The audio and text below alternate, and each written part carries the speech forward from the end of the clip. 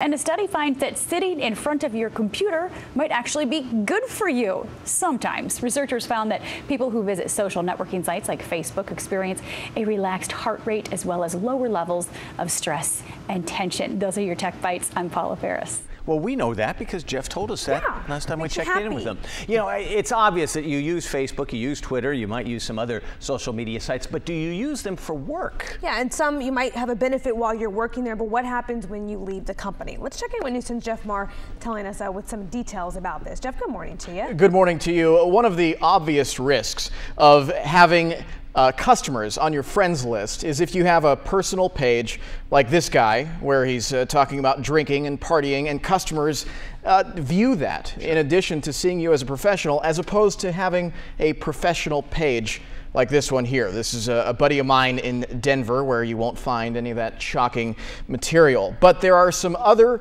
more unforeseen risks. Take the Noah Kravitz case, for example. We've been talking about this morning.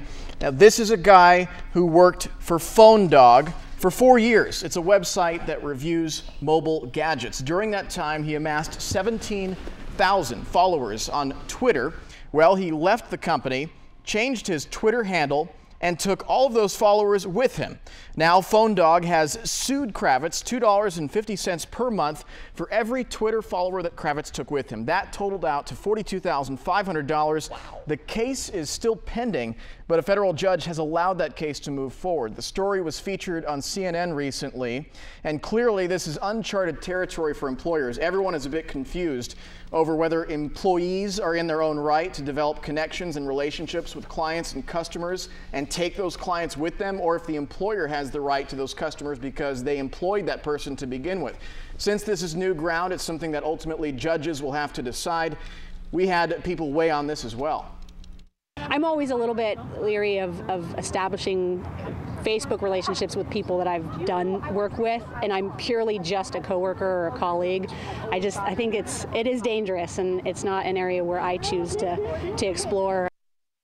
And we had viewers also sound off on this on the News 10 Facebook page. Mark Gold says, I use it to market my photography business. Mark Gold Photography. There are always risks involved, and in my case, the risk of people stealing my images, which is why I place copyright watermarks on my imagery. So what is the answer to this? You have a business Facebook page and a personal Facebook page. Is that the way you resolve it? That's the way that most people would do it. But whether you want to have customers as your friends is another thing. One of the viewers pointed out an interesting point, that they have seen cases where you have a business, you have viewers or customers basically filing complaints on a business's website. And that business doesn't follow up on those complaints. They just have that website there, and they have the customers as their friends, but they're not addressing the customer's concerns. So, you know, if you're going to develop those relationships and keep it professional, you want to make sure that you then service it accordingly. It accordingly. Sure. Yeah. I know in our business, I've seen people that have left the network. Just for example, one guy left CNN, and his handle used to have CNN in it. Now he just took that off, but it's still that same page. Right. And that's what this Noah Kravitz guy did, was he changed his handle, took all these customers with him, and he felt like he was in his right to do that, but the employer says no, those are our customers. Well, let's see what Ashton did, because he came here from Colorado. Do you think he brought all his Colorado Facebook friends with him? Is that why? All 5 of them, right? Yeah, I think I'm up to 10 now, Jeff, actually. Please, be my friend, be my friend. Well, we are also talking about a new study out that shows that if you use social networking on a regular basis, it has some emotional effects for you in the positive way. It helps you. Yeah, it makes you happy. Makes you happy. Jeff Maher, you're a happy guy, so you must use your social networking site. Well, I must use it a lot. Well, think about, you know, before Facebook existed. Hard to think about that, right? But it wasn't that long ago. No. Let's say you have a guy who's an introvert. You know, it doesn't have a lot of friends. Before Facebook, how did he really share his feelings with anybody or post anything of any interest to anyone? He couldn't.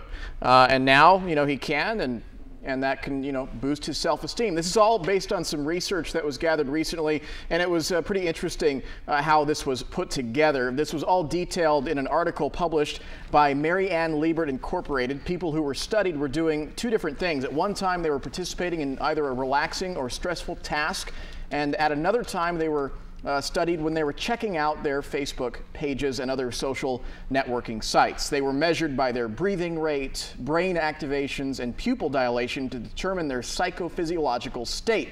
And in the end, it showed that they were more relaxed, they were more happier visiting those social networking sites. People we talk to feel the same way.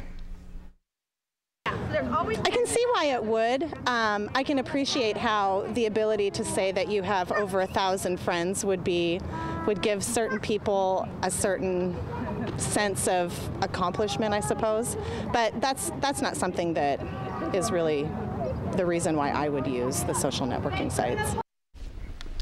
And you can use it for, very happy things. Recently, I took a picture of a little fat bird swallowing a cranberry. I saw that. And I posted it, and nobody cared. Oh, no likes? Not one I guess comment. I should have liked No? it. No likes, and I'm still kind of Just dealing with that, still kind of getting over that. I didn't sleep too well that night. But you know what? It does make sense, because if you're feeling blues, if you're a little depressed, the advice always is go be with people, because that'll help lift you up. Well, if you go to your social networking site, You feel like you're with being with people. Yeah. Right. So I'm just kind of wondering how far the self-esteem goes when it's just online.